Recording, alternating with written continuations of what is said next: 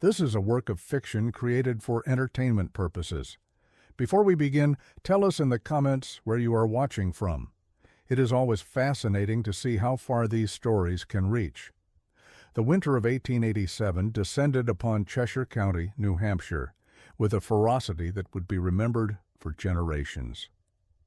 By the first week of November, snow had already begun to accumulate in the valleys and along the slopes of Mount Monadnock, transforming the landscape into an expanse of white that would remain unbroken until the following spring.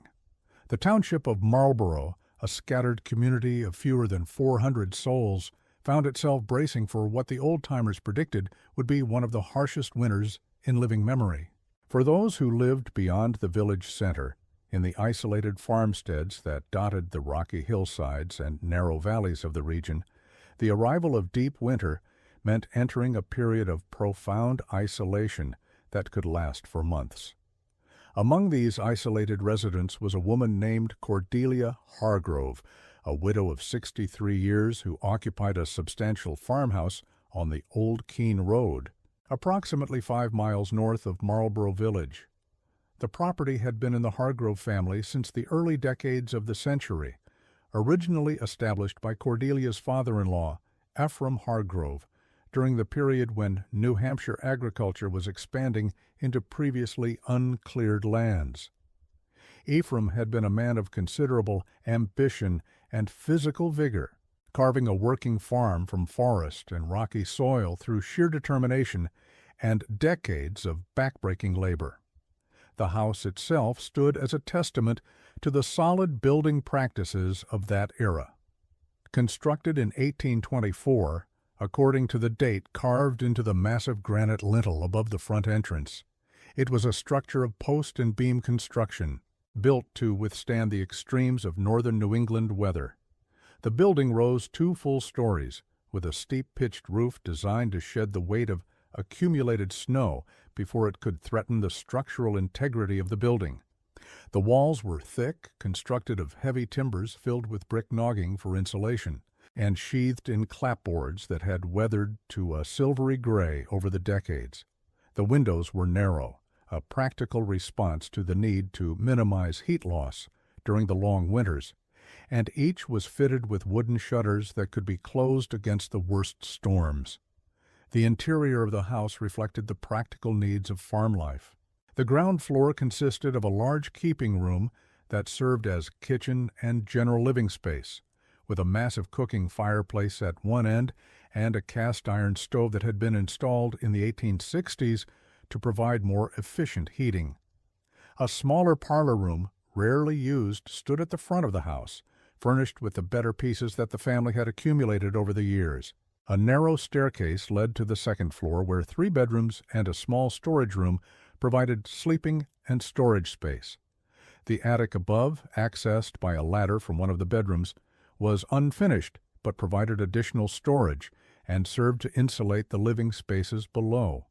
Cordelia had lived in this house for 42 years, having married Virgil Hargrove in 1845 when she was 21 years old.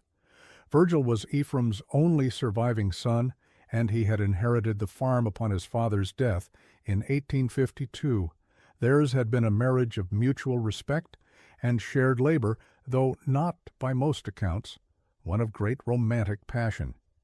They had worked the farm together, raising dairy cattle, cultivating hay and grain, maintaining the complex web of tasks that constituted farm life in that time and place. They had produced one son, born in 1848, but the boy had died of scarlet fever before his 2nd birthday, and there had been no other pregnancies. Virgil had died in the winter of 1884, succumbing to pneumonia during a particularly severe cold spell in February of that year. He had been 70 years old, worn down by a lifetime of physical labor and the accumulating ailments of age. His death had been neither unexpected nor particularly tragic by the standards of the time. He had lived a reasonably long life and died in his own bed with his wife beside him. What followed, however, was the question of what Cordelia would do.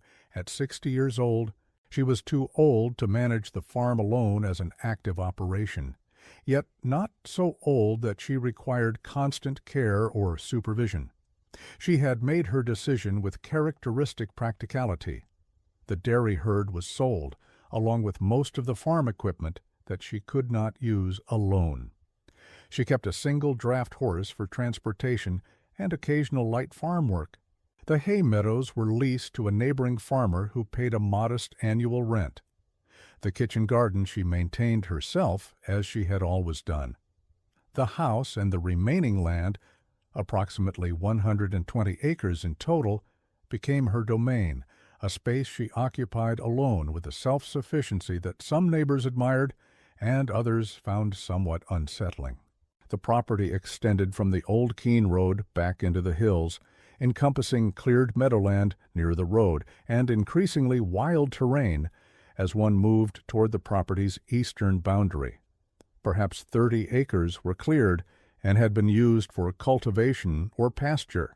The remainder consisted of mixed forest, oak, maple, birch, and white pine, interspersed with areas of rocky hillside where thin soil made any form of cultivation impossible. A small stream flowing year-round except in the driest summers formed the eastern boundary of the property, running through a narrow valley before joining the Ashalot River several miles downstream.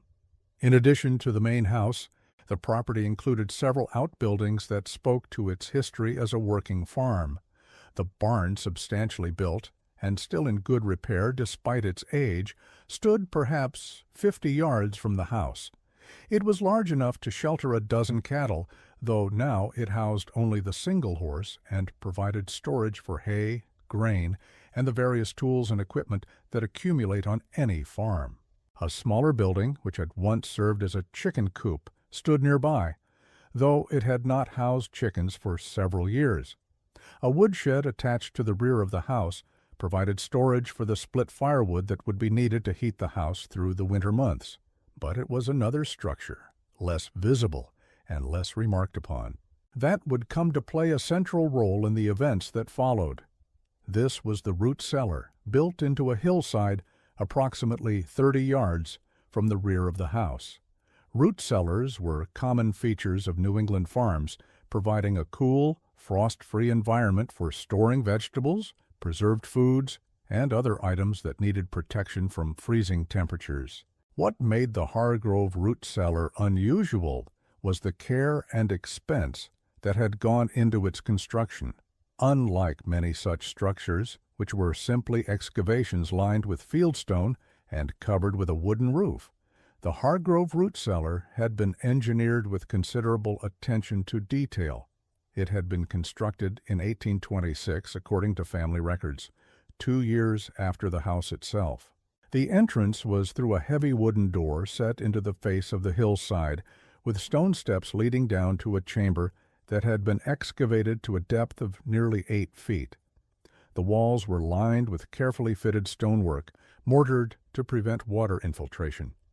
The floor had been paved with flat stones to keep moisture from seeping up through the earth. Wooden shelving lined 3 walls, providing ample storage space for bins of root vegetables, crocks of salted butter and preserved meat, and the various jars and containers that held the fruits of summer and autumn labor. The ceiling of the chamber was formed by heavy timbers, covered with layers of smaller boards and then with earth to provide insulation. This construction kept the interior temperature remarkably stable, cool enough to prevent spoilage, but not so cold that vegetables would freeze even during the coldest winter weather. Small ventilation shafts, extending up through the earth to the surface, provided air circulation without allowing in enough cold to freeze the stored goods. What was less obvious, and what had not been noted in any official descriptions of the property, was that the root cellar had been built to incorporate a natural feature of the landscape. The hillside into which it had been excavated contained a cavity in the underlying bedrock, a feature common in areas where limestone formations were present. The builders of the cellar, whether by design or by accident, had positioned the structure to take advantage of this natural cavity, essentially extending the usable storage space beyond what the visible exterior suggested.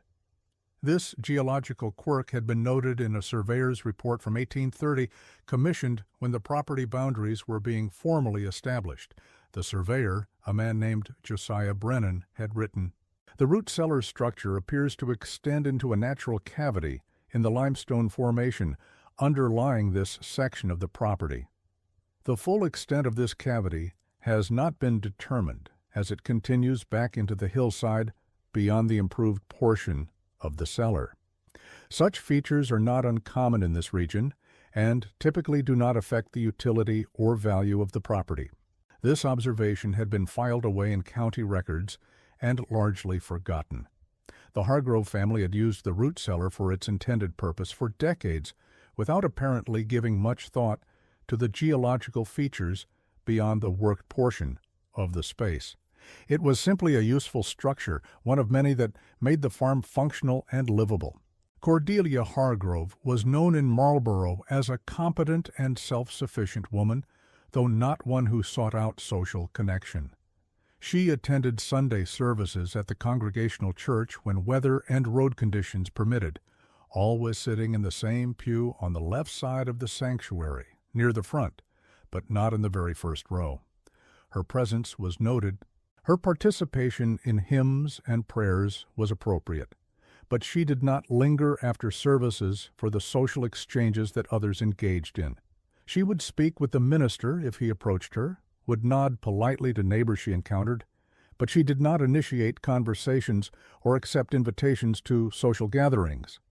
At the general store, operated by Cyrus and Martha Wilkins, Cordelia maintained an account and made regular purchases of the supplies she could not produce herself. The store ledgers, preserved in the Historical Society's collection, show a pattern of careful, predictable purchases. Flour, salt, sugar, tea, lamp oil, and other staples, always in quantities appropriate for a single person living alone. She paid her account promptly, never allowing it to accumulate beyond a few weeks. Her interactions with the Wilkins family were courteous but brief, focused on the business at hand, rather than on conversation for its own sake. This reserve was not considered particularly unusual or problematic. New England culture of that era valued self-reliance and respected privacy. A widow living alone and managing her affairs competently was entitled to live as she chose, without being subject to excessive scrutiny or pressure to conform to more social patterns of behavior. Some neighbors thought her perhaps too solitary, but this was observation rather than criticism. She was fulfilling her obligations, maintaining her property, paying her debts, attending church, and that was sufficient. What was not visible to the neighbors and townspeople was Cordelia's internal experience of her solitary life. The diaries she kept, which would later become crucial evidence in understanding what happened to her, reveal a woman who was thoughtful, observant, and increasingly aware of the psychological effects of prolonged isolation. She did not write daily, but her entries, dating back to shortly after Virgil's death, show a mind that was actively engaged with her circumstances and trying to make sense of her place in the world. An entry from March 1884, written shortly after Virgil's death, gives a sense of her state of mind at the beginning of her widowhood. "The house is very quiet now. I had thought that Virgil and I were quiet people, that our days together were characterized by work and routine rather than by conversation or companionship in the usual sense. But I see now that his presence filled the house in ways I did not fully appreciate. The sound of his boots on the floor, his cough, the way he would sit by the fire in the evening. These small things created a sense of life in the house that I feel the absence of now. I am managing well enough. The tasks of daily life continue, but I am aware of the silence in a way I never was before." Over the months and years that followed, her diary entries charted her adaptation to solitary life. She wrote about the rhythms of her days, the seasonal cycle of tasks, the small satisfactions of maintaining her household, and her independence. She also wrote with increasing frequency about the quality of silence and solitude, about how one's mind works differently when there is no other person to serve as witness or audience to one's thoughts and actions. A particularly revealing entry from November 1885 reads, "I find that I talk to myself more than I once did, not conversation exactly, but a kind of running commentary on what I am doing. Now I will fetch more wood, I might say, or this bread has risen well. I think I do this to populate the silence, to create the illusion of social interaction even when there is no one here to hear. I do not think this is a sign of losing my faculties. Rather, it seems a natural response to the conditions of my life. The human voice wants to be heard, even if only by its owner." The autumn of 1887 arrived with all the usual signs of approaching winter. The days shortened, the nights grew cold, and the leaves turned their brilliant colors before falling. Cordelia made her customary preparations for the winter months. She harvested the last vegetables from her garden, storing carrots, turnips, potatoes, and other root crops in the cellar. She preserved what fruit she had been able to gather or purchase. She ensured that her wood supply was adequate, a crucial concern for anyone facing a New Hampshire winter. She made her regular trips to the village, stocking up on the supplies she would need once the roads became impassable. The store ledgers show several substantial purchases in October and early November, larger quantities than her usual modest purchases, indicating that she was preparing for an extended period without access to the village. On November 3rd, she purchased 50 pounds of flour, 20 pounds of cornmeal, 15 pounds of salt pork, 10 pounds of dried beans, 5 pounds of sugar, 2 gallons of lamp oil, and 3 boxes of matches. This was clearly intended to see her through several months of isolation, supplementing the food she had preserved from her own garden and the supplies she already had stored. These preparations were entirely normal and expected. Every household in the outlying areas made similar preparations. Winter isolation was not a crisis or an emergency. It was simply a regular part of the annual cycle, something to be prepared for and endured until spring made travel possible again. The degree of isolation varied depending on the severity of the winter and the location of one's property, but it was understood that there would be periods, potentially lasting weeks, when contact with neighbors or the village would be impossible. The last documented sighting of Cordelia Hargrove by anyone from the village occurred on Sunday, November 7th, 1887. Reverend Jonathan Whitmore, the pastor of the Congregational Church, noted in his personal journal that she had attended morning services that day. His entry provides one of the few detailed observations of Cordelia from this period. Mrs. Hargrove presented services this morning. She appeared in adequate health, though perhaps somewhat more withdrawn than is usual even for her. After the service, I made a point of speaking with her, as I have been mindful of her isolated situation and the approaching winter. I inquired whether she felt prepared for the months ahead and whether there was any assistance the church could offer. She assured me that she was well prepared and needed nothing. Her manner was polite but definite, making clear that she preferred to manage her own affairs. I did not press the matter, though I mentioned that if weather permitted, I would attempt to visit outlying households in late winter or early spring. She thanked me for the thought, but said it was unnecessary. We parted on cordial terms, and she departed for home shortly after noon. The Reverend also noted that a storm was approaching from the west, with the sky taking on the heavy, gray quality that presaged significant snowfall. By early afternoon, the first flakes had begun to fall. By evening, the storm had intensified into a full blizzard with heavy snow and strong winds that would continue through the night and into the following day. This storm, which deposited nearly 2 feet of snow across the region, marked the true beginning of winter. Over the following weeks, additional storms added to the accumulation. By late November, the old Keene Road, which in good weather was a rough but passable track, had become essentially impassable for any kind of wheeled vehicle. Travel on foot or on horseback was possible with effort, but dangerous and exhausting. Most residents of the outlying areas stayed close to home, venturing out only when necessary, and then only in decent weather. During this period, no one saw or heard from Cordelia Hargrove.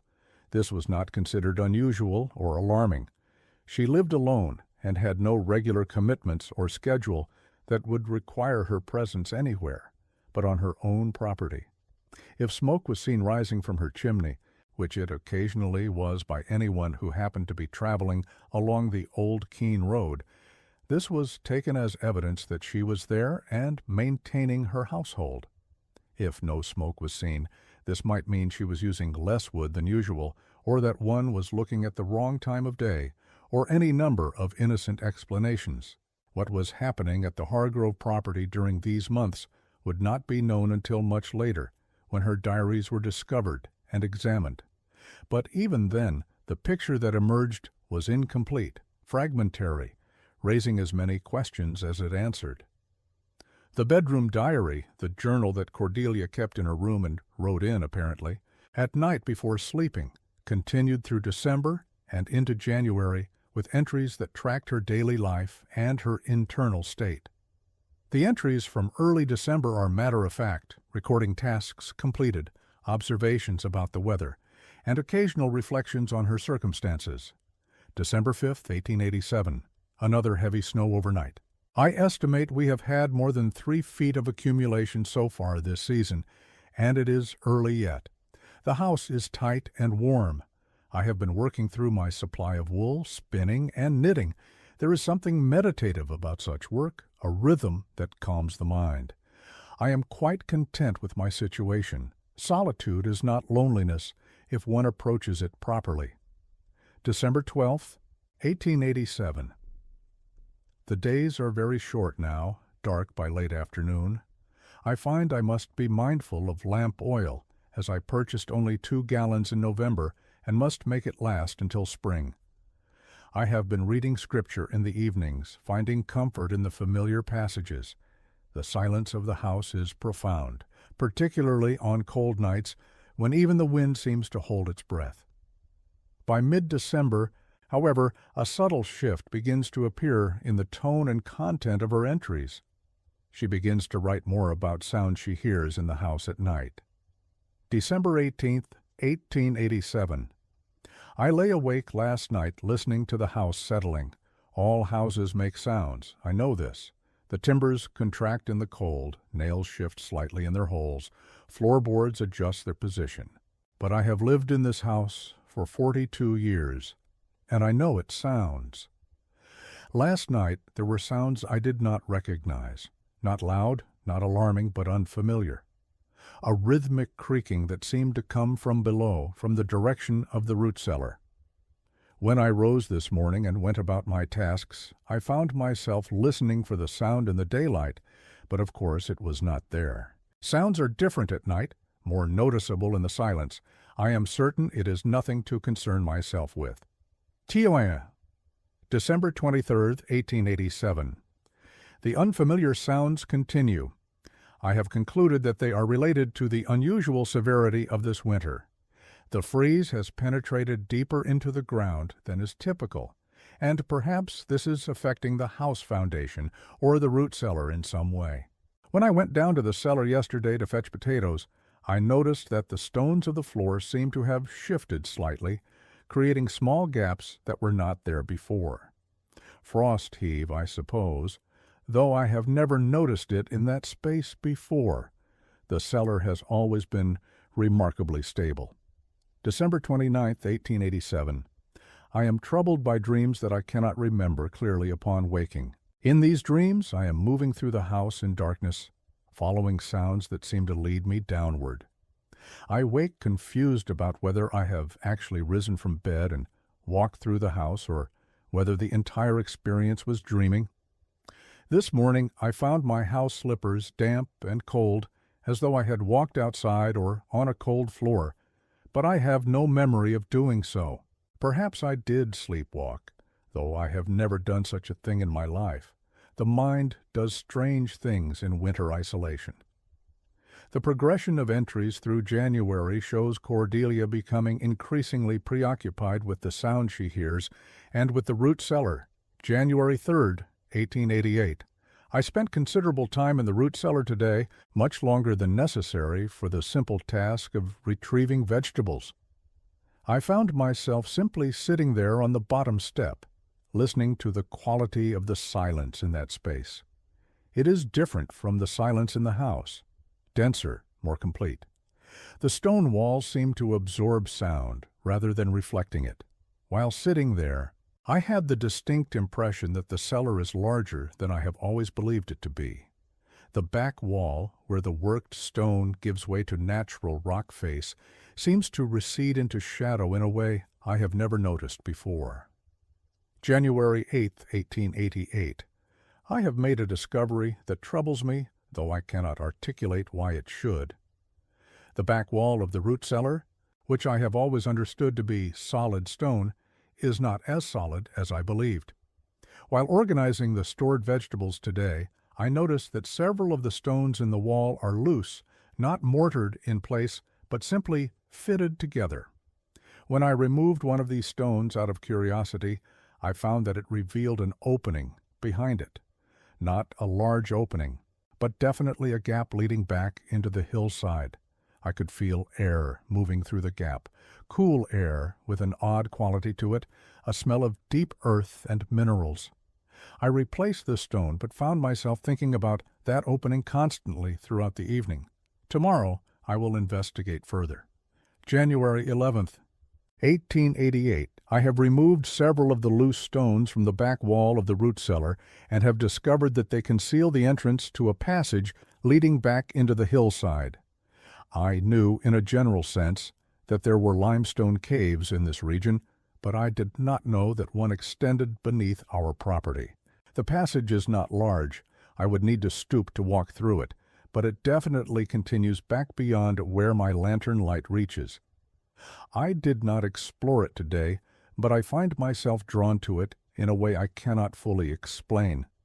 I know it would be foolish to venture into such a passage alone, yet I am intensely curious about where it leads.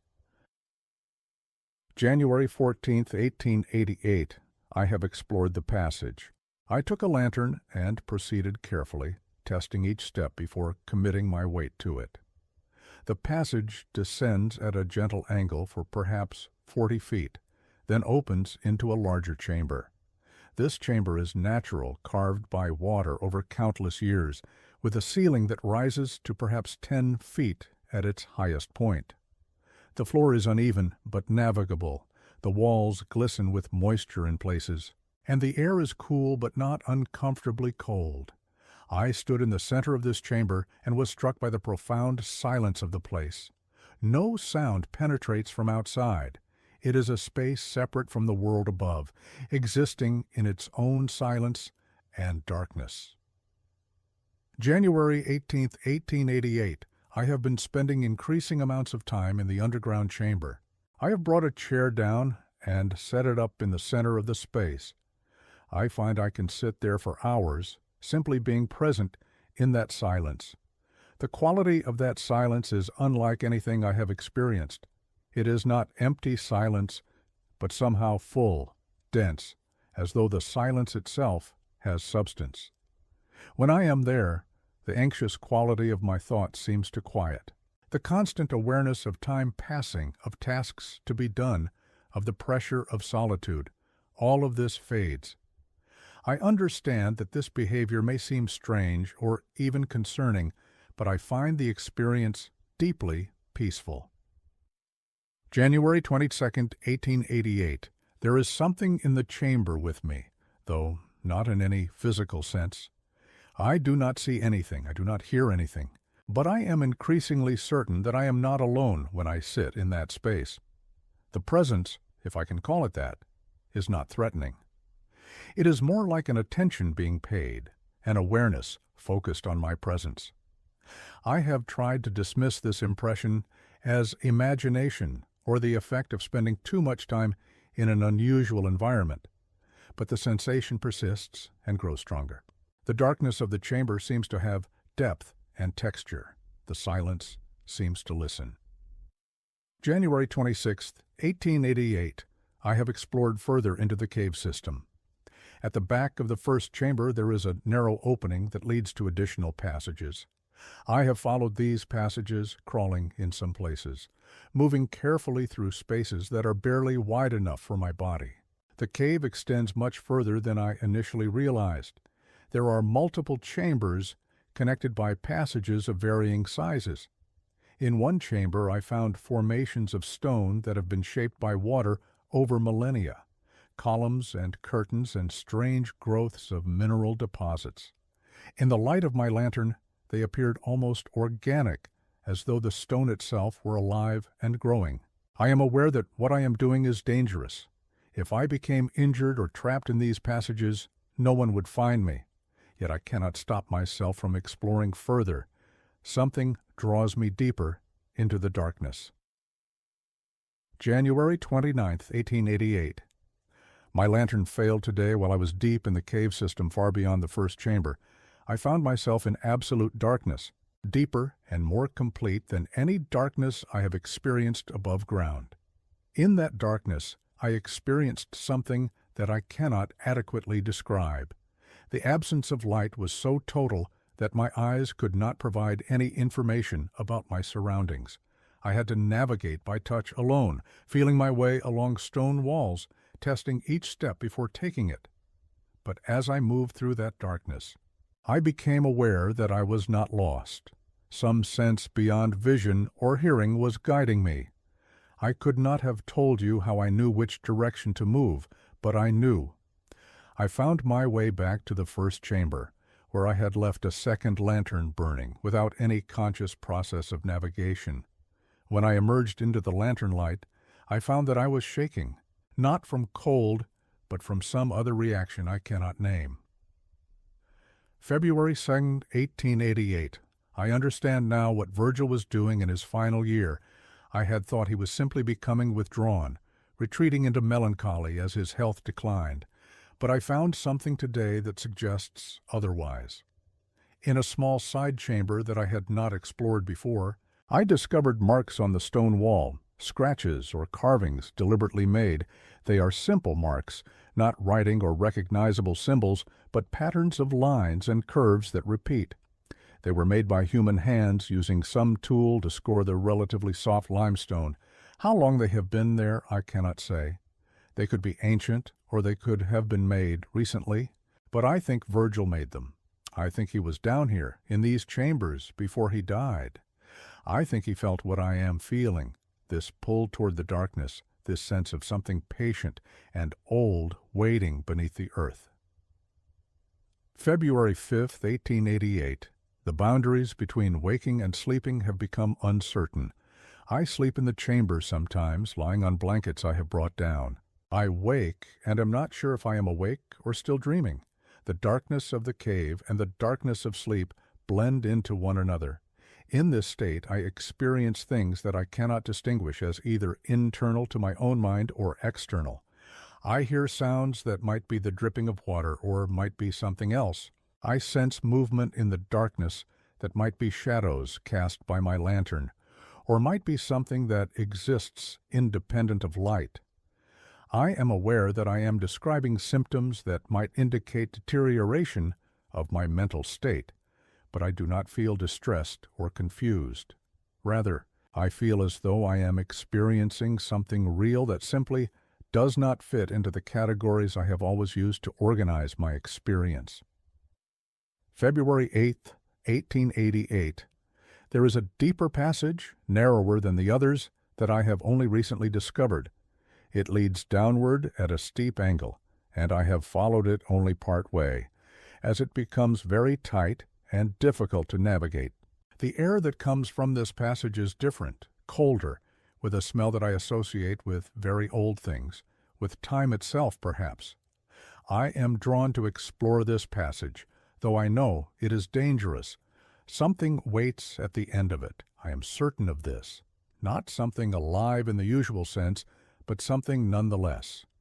A presence, an awareness, something that has existed in the darkness beneath this hill for a very long time. The final entry in the bedroom diary is dated February 10th, 1888. I am writing this by candlelight in my room, having come up from the chamber for what I think will be the last time. I have decided to enter the deepest passage, the one that leads downward from the third chamber. I know I may not be able to return from this exploration. The passage is very narrow, and if I become wedged or injured, there will be no rescue, but I am compelled to go. I cannot explain this compulsion except to say that everything that has happened this winter has been leading to this moment. The sounds I have heard, the presence I have felt, the dreams and the waking visions, all of it has been a kind of preparation or invitation. Virgil understood this, I think, though he did not complete the journey. He died before he could go as deep as the darkness required. I will go deeper. I will find what waits there. I am not afraid. The darkness is patient, and it has been waiting for a very long time. The ledger found in the root cellar contains entries of a different character from the bedroom diary. These entries appear to have been written while Cordelia was in the underground chambers, perhaps during rest periods, or while simply sitting in the darkness. They are less narrative and more observational, recording her experiences and perceptions without much attempt at interpretation. November 28, 1887, first discovered the loose stones in the back wall. Removed one and found the opening. Air moving through the gap. Smell of earth and water and stone. Replaced the stone, but marked its position. December 3, 1887. Removed more stones. Opening is large enough now to see that it is definitely a passage, not just a gap in the wall. Will need a lantern to explore properly. Humbust. December 8, 1887. First exploration of the passage. Leads to a chamber approximately 20 feet in diameter. Natural formation. Limestone. Ceiling about 10 feet high at the center. Floor uneven but stable. No obvious hazards. The silence in this space is remarkable. As the ledger entries continue, they become longer and more detailed, documenting Cordelia's progressive exploration of the cave system. January 10, 1888. The first chamber connects to at least 3 additional passages. I have explored 2 of them. The eastern passage leads to a smaller chamber with interesting mineral formations. The western passage descends sharply and becomes very narrow. I have not yet attempted to navigate it fully. The third passage, directly opposite the entrance from the root cellar, appears to be the main continuation of the system. It is wider and more easily navigated. I will explore it tomorrow. January 15, 1888. The main passage leads to a second large chamber, then to a third. The third chamber is the largest I have found so far, perhaps 30 feet across. From this chamber, several small passages branch off. I have not explored all of them. In this third chamber, I have set up a more permanent station, blankets, lanterns, supplies of oil and candles, water. I find I am spending more time below than above now. January 20th, 1888. The sensation of presence is strongest in the third chamber. When I sit quietly there in the darkness, allowing my lantern to burn down to a faint glow, I can feel something attending to my presence.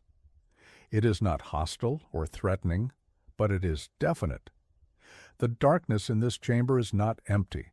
It is full of something I cannot name or describe using ordinary language. Time passes differently here. Hours feel like minutes, or perhaps minutes feel like hours. I have lost the ability to estimate accurately. January 28th, 1888. I have found the deep passage. It begins as a narrow opening at floor level in the far corner of the third chamber.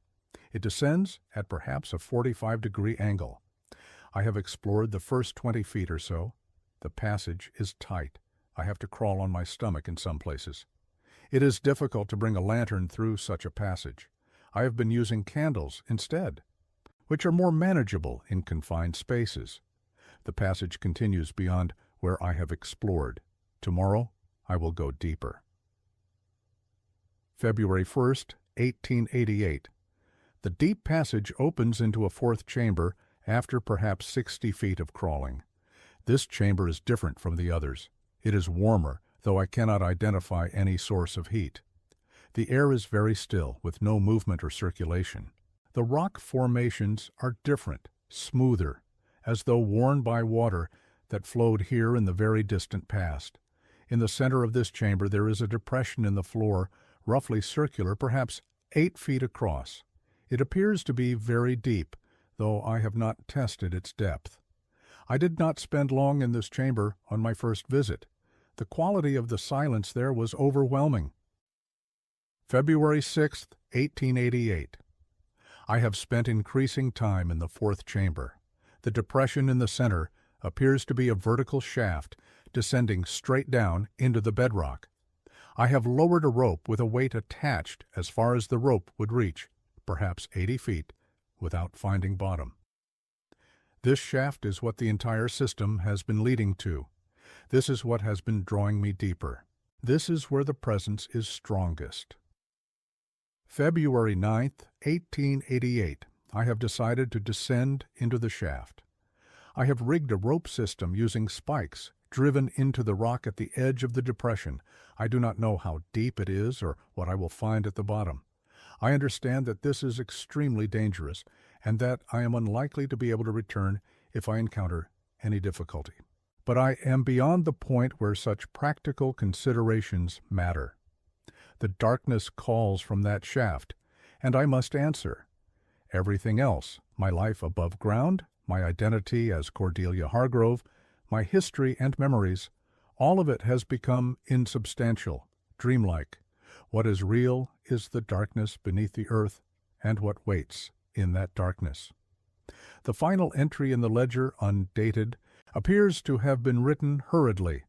I am going down. The rope is ready. I have 3 candles and matches. I do not expect to return to this page. If anyone finds this ledger, know that I made this choice freely and without regret. The darkness beneath the earth is older than human time, older than life itself, perhaps. What dwells in that darkness is neither living nor dead in any sense we understand. It simply is and has always been and will be after everything else has ended. I go to meet it not with fear, but with something like relief. The loneliness of the surface world, the isolation of individual consciousness, the burden of being separate and distinct, all of this will end when I descend into the darkness. I will become part of something larger and older and more enduring than any individual life. This is what Virgil sensed but could not complete. This is what the darkness offers to those who can accept it. After this entry, the ledger contains only a few marks that might be letters or might be random scratches, and then nothing. The discovery of Cordelia Hargrove's disappearance did not occur until late March 1888, when the winter snows had finally begun to melt and the roads had become marginally passable. Reverend Jonathan Whitmore, mindful of his pastoral responsibilities to isolated members of his congregation, organized a visit to check on several households that had been cut off since November. On March 28th, accompanied by Deacons Amos Perkins and Samuel Fletcher, the Reverend traveled the difficult route along the Old Keene Road to the Hargrove property. They found the house silent, no smoke rising from the chimney despite the continued cold. The snow around the house and outbuildings showed no signs of recent disturbance, suggesting that no one had been moving about the property for some considerable time. Their account of finding the house empty, the diaries in the bedroom and root cellar, and the open passage into the cave system triggered an investigation that would continue sporadically for months. County Constable Nathan Pierce organized searches of the property and attempted exploration of the cave system. Deputy John Hardwick, the most physically capable member of the search party, penetrated as far as the third chamber described in Cordelia's ledger, but found the passage beyond too narrow and dangerous to explore without proper equipment. A more experienced cave explorer, Isaiah Morton, was brought in from Vermont. Over several days in April, Morton explored the system more thoroughly, eventually reaching the fourth chamber and the vertical shaft. He reported that the shaft was indeed very deep, descending beyond the reach of the ropes he had available. He noted marks on the stone at the edge of the shaft that appeared to be from rope abrasion, suggesting that someone had indeed rigged a descent system as described in the ledger. Whether anyone had actually descended the shaft, or if they had, whether they had survived the descent, he could not determine. No physical trace of Cordelia Hargrove was ever found. The searches continued through the spring and into early summer, but the cave system proved too extensive and too dangerous for thorough exploration with the equipment and techniques available at that time. Eventually, the searches were suspended, and the case was classified as an unexplained disappearance. The property stood empty for several years before being sold to settle the estate. Subsequent owners found the place unsettling and did not remain long. The entrance to the root cellar was eventually sealed with stone and mortar by an owner who reported that they did not like the atmosphere of the underground spaces. The diaries and ledger were examined by various individuals over the years, clergymen, physicians, psychologists, each seeking to understand what had happened to Cordelia Hargrove. Theories ranged from simple mental deterioration brought on by isolation, to a tragic accident in the caves, to more elaborate speculations about what she might have actually experienced in those underground chambers. What cannot be disputed is that Cordelia Hargrove, a rational and competent woman by all accounts, spent the winter of 1887-88 becoming progressively obsessed with the cave system beneath her property, ultimately disappearing into it in circumstances that remain unclear despite extensive documentation of her own thoughts and intentions. The case has been written about occasionally over the years, appearing in collections of regional mysteries and unexplained disappearances. Each telling emphasizes different aspects: the psychological effects of isolation, the dangers of amateur cave exploration, the mystery of what lies in the deep places beneath the earth. None of the accounts has successfully explained what happened in a way that accounts for all the known facts while remaining plausible. In 1912, a professor of geology from Dartmouth College, Dr. Kindy Harrison Blackwell, conducted a study of limestone cave systems in southwestern New Hampshire. His research included examination of the geological survey records from the Hargrove property. In his published paper, Dr. Blackwell noted that the cave system beneath the former Hargrove farm was part of a much more extensive network than had been previously understood.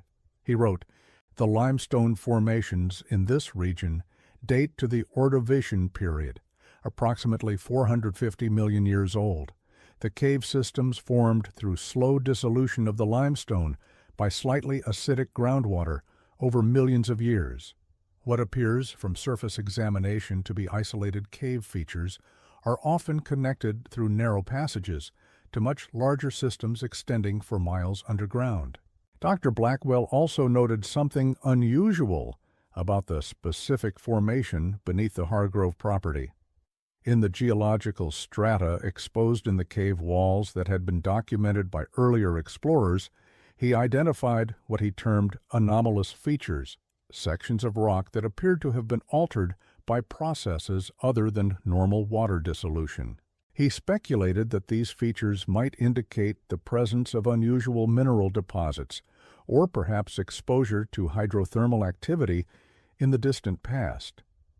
More intriguingly, he mentioned that the vertical shaft described in the exploration reports showed characteristics that did not fit the typical patterns of cave formation in that region.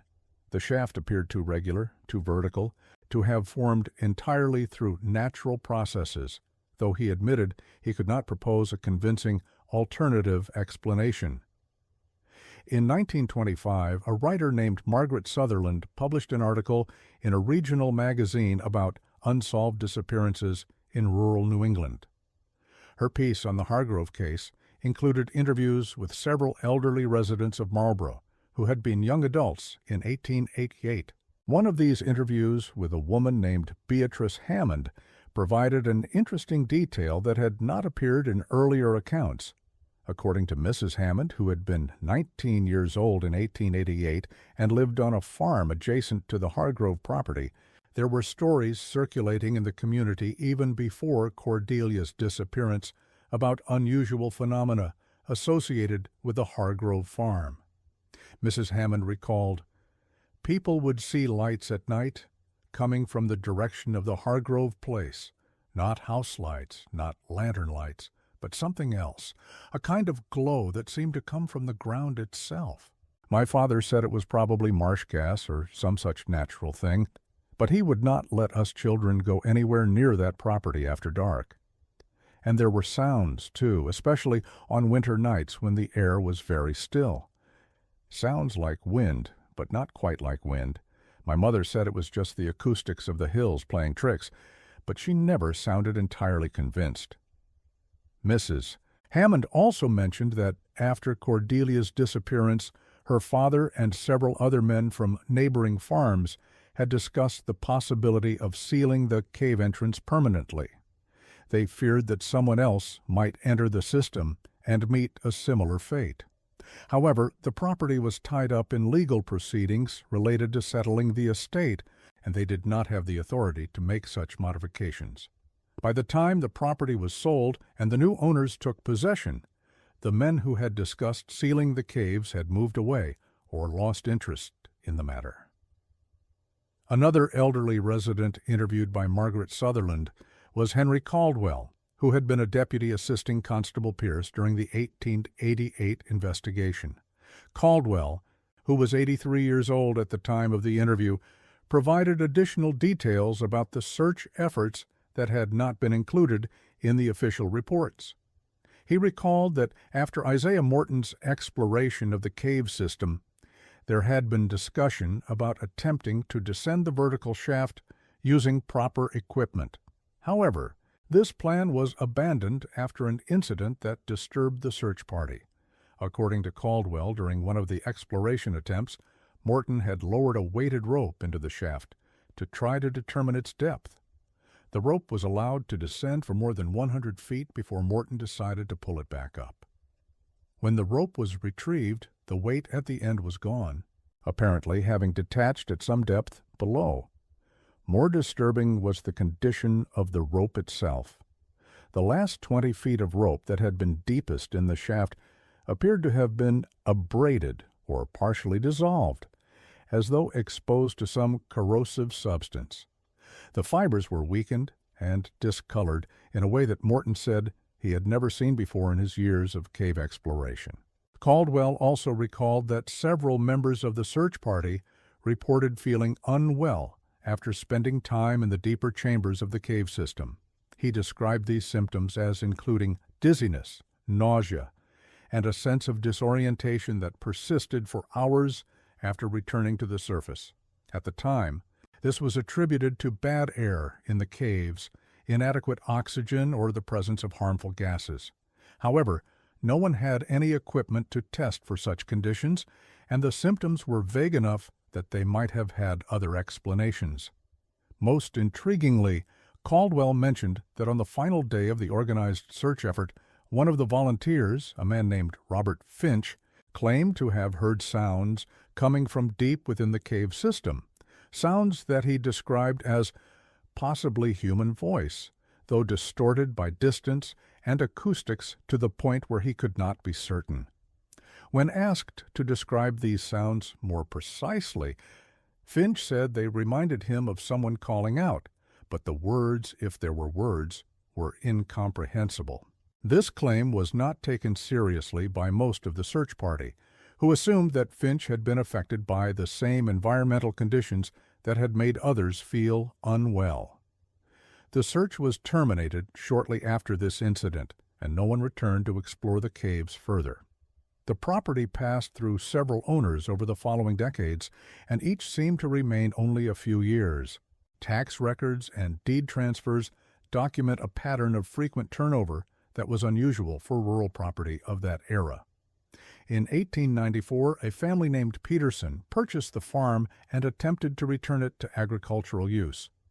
They lasted barely a year before selling at a loss.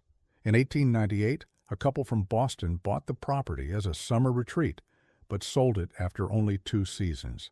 In 1904, the house and land were purchased by a lumber company that wanted the timber rights to the forested portions of the property, but the company never harvested the trees and sold the property again in 1907. Each successive owner made some attempt to modify or use the property, but none seemed comfortable remaining there long term. Several anecdotal accounts suggest that these owners experienced phenomena similar to what Cordelia had described in her diaries: unusual sounds, particularly at night, sensations of being watched or followed, and a general unease that had no obvious source. However, these accounts are all second-hand or third-hand, filtered through local gossip and the tendency of such stories to grow in the telling. In 1923, the house was destroyed by fire. The circumstances of this fire were never fully explained. The property was unoccupied at the time, having stood empty for nearly 2 years. The fire was discovered by a passing traveler who saw smoke rising from the location. By the time volunteer firefighters from the village arrived, the structure was fully engulfed and beyond saving. The cause was officially recorded as unknown, though there was speculation about lightning strike or spontaneous combustion of old materials. After the fire, the land remained undeveloped for several more years. In 1932, during the depths of the Great Depression, the property was subdivided and sold as smaller parcels to different buyers. The root cellar and the entrance to the cave system, which had survived the fire that destroyed the house, were filled in with rubble and earth during the subdivision process. Whether this was done deliberately to seal the caves or simply as part of the land clearing process is not recorded in any surviving documents. By the 1950s, several small houses had been built on the former Hargrove property, and the area had begun to attract summer residents from urban areas seeking peaceful rural retreats. The new residents were mostly unaware of the property's history, and those who did learn about it tended to view the old story as an interesting bit of local color rather than anything of current relevance. However, there have been occasional reports over the decades that suggest the cave system, or at least portions of it, may still be accessible from locations other than the sealed entrance at the former Hargrove property. In 1967, a group of young people exploring the hillside reported finding a small opening in the rocks that appeared to lead to a cave system. They did not explore deeply, but they reported that the opening led to a passage that descended into darkness. The location of this opening was not precisely recorded, and subsequent attempts to relocate it were unsuccessful. In 1981, during construction of a new house on a parcel of land near the former Hargrove site, excavation work broke through into what appeared to be a cave passage. The contractor reported that the opening was perhaps 3 feet in diameter and extended downward at an angle.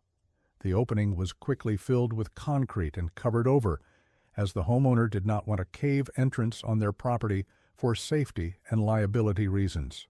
These occasional reports have led some amateur historians and cave enthusiasts to speculate that the cave system beneath the former Hargrove property is still intact and potentially accessible, though the original entrance has been sealed. Geological maps of the area, created using modern surveying techniques, show that limestone formations extend throughout the region, with numerous documented and suspected cave systems. Whether any of these connect to the passages that Cordelia Hargrove explored remains unknown. In 1989, a graduate student in anthropology at the University of New Hampshire, studying folklore and oral traditions of rural communities, conducted research in the Marlborough area. Her thesis included a chapter on the Hargrove case, examining how the story had been preserved and transformed through oral tradition over the course of a century. She found that while specific details of the case were often inaccurate or embellished in the stories people told, certain core elements remained consistent: a woman living alone, a severe winter, an obsession with underground spaces, and a disappearance that was never explained.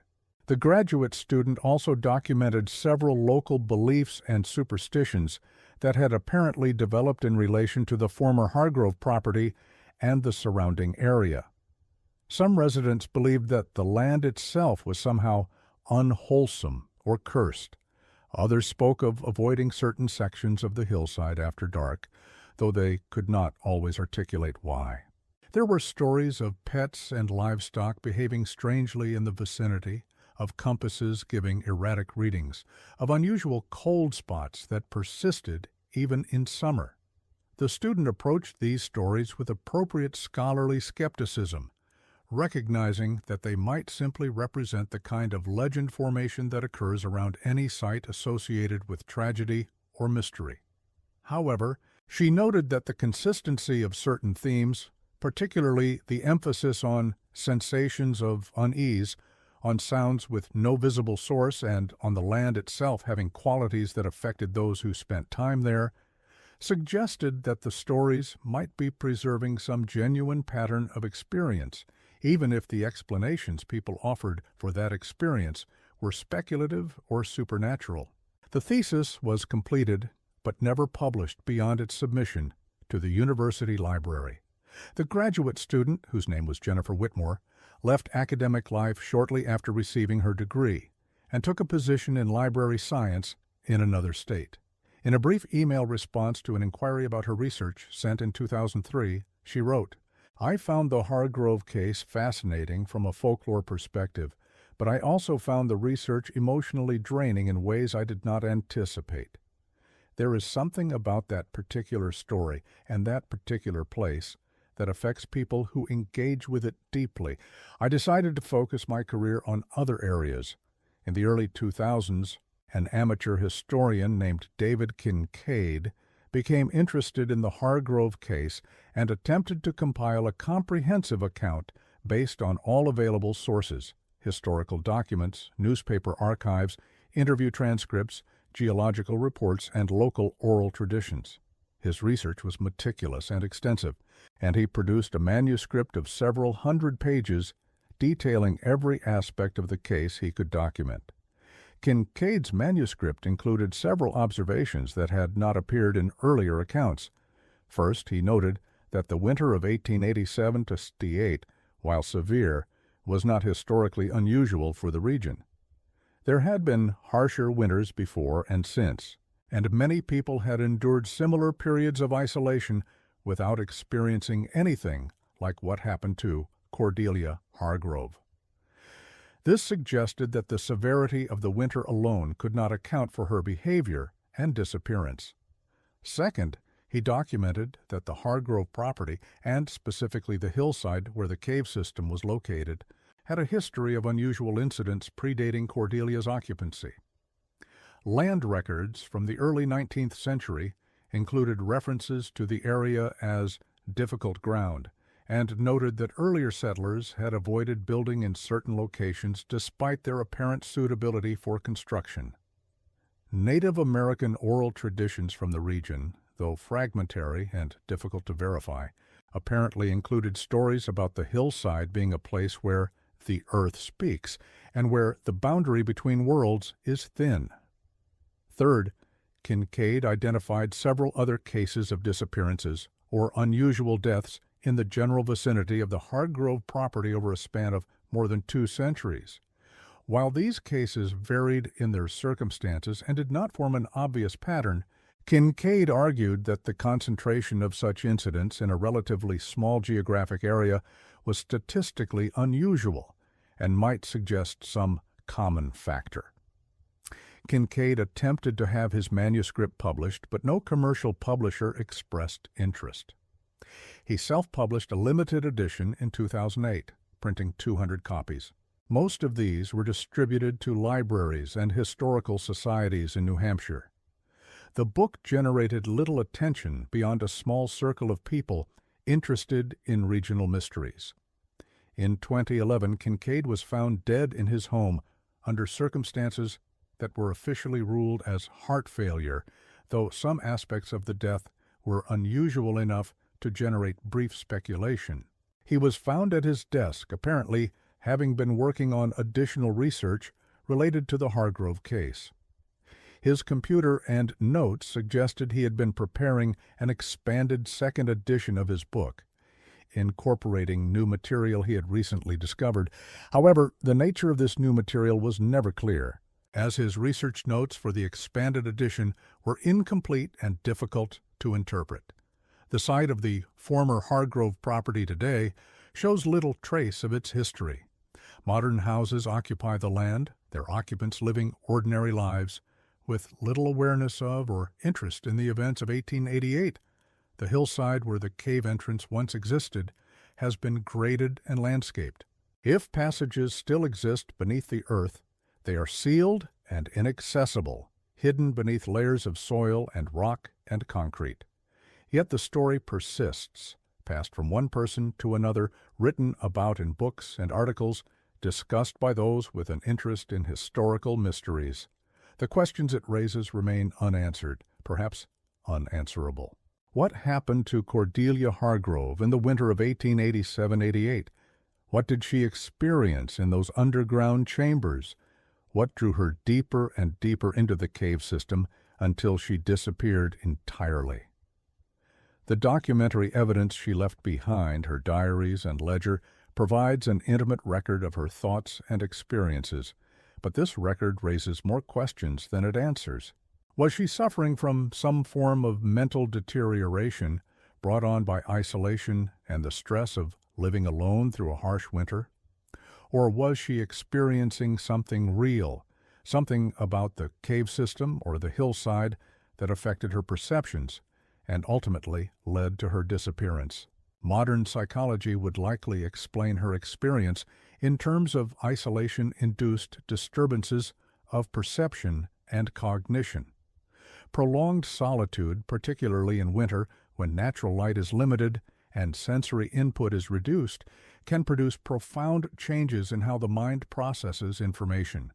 Hallucinations, both auditory and visual, are well-documented effects of extended isolation.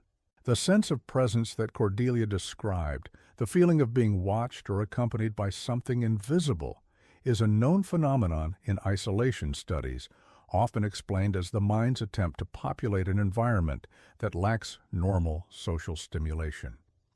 The progression documented in her diaries, from initial awareness of unusual sounds to exploration of the cave system, to increasing obsession with going deeper, to finally disappearing into the deepest passages, could be seen as a textbook example of how isolation can lead to increasingly impaired judgment and decision-making.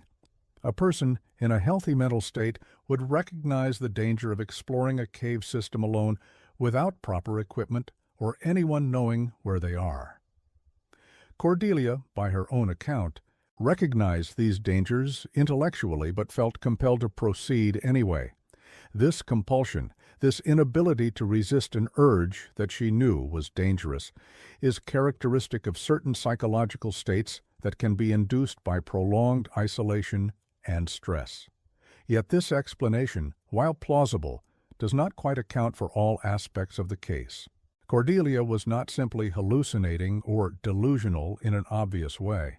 Her diary entries, even the later ones, show clear thinking and self-awareness.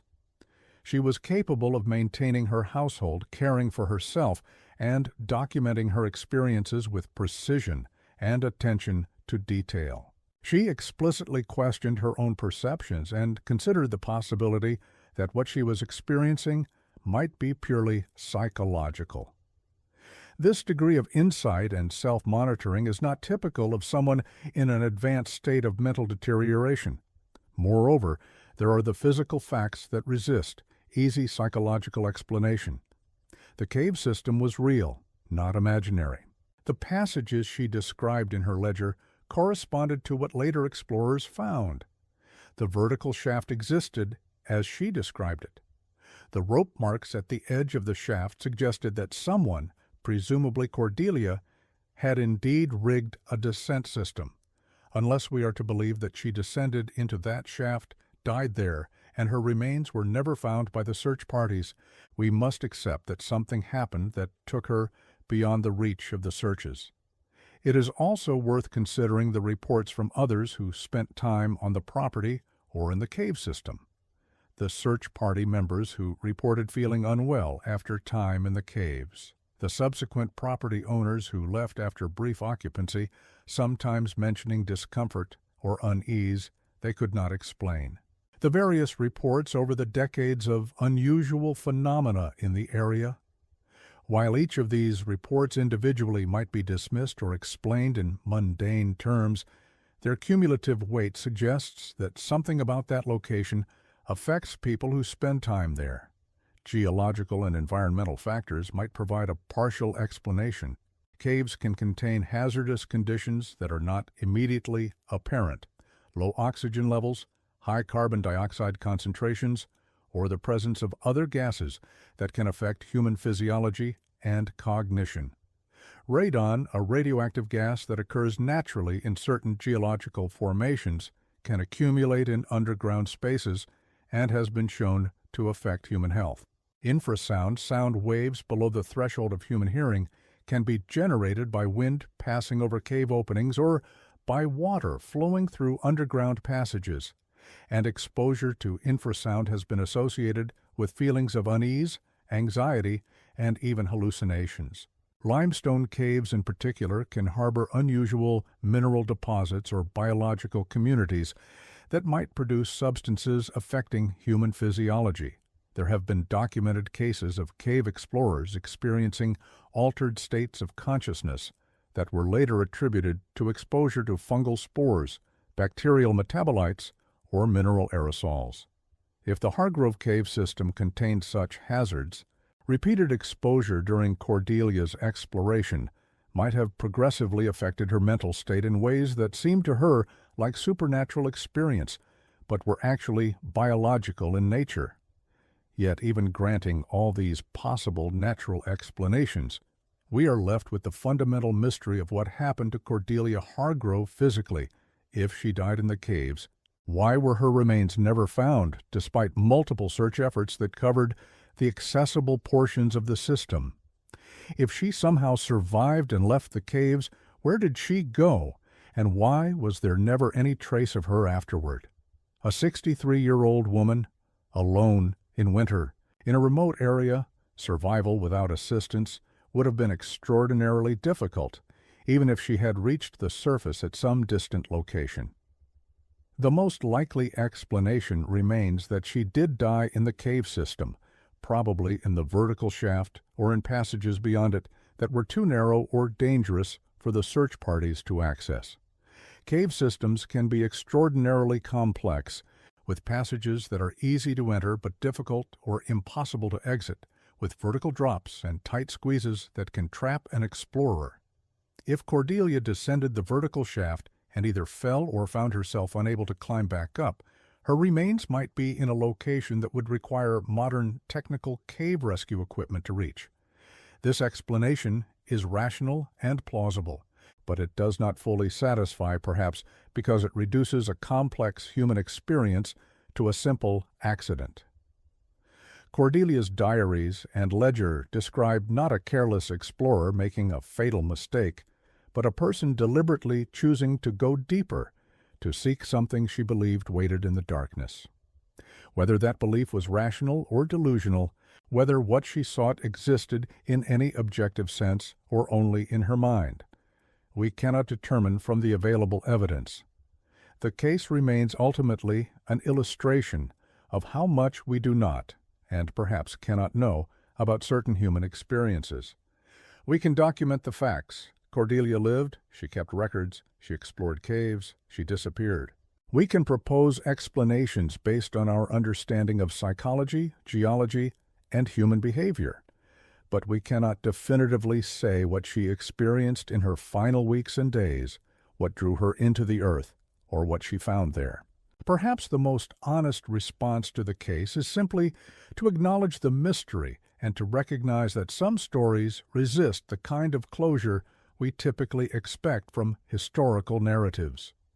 Cordelia Hargrove disappeared into darkness more than a century ago, and despite extensive documentation and investigation, we still cannot say with certainty what happened to her. The darkness keeps its secrets. The earth does not give up what it has taken, and we are left with questions that echo across the years, unanswered and perhaps unanswerable. The site of the former Hargrove property is now occupied by modern houses, the landscape altered beyond recognition. The cave system, if it still exists in accessible form, has not been explored by modern cavers using contemporary equipment and techniques. Perhaps it never will be. Perhaps some mysteries are best left unsolved, some dark places best left unexplored. What remains is the documentation, the diaries, the ledger, the official reports, the witness statements, and the questions these documents raise. Questions about the nature of isolation and how it affects the human mind. Questions about what exists in the deep places beneath the earth, in the darkness beyond light. Questions about the boundaries of the self and what happens when those boundaries begin to dissolve. Cordelia Hargrove disappeared into darkness, and what she found there, if anything, remains unknown.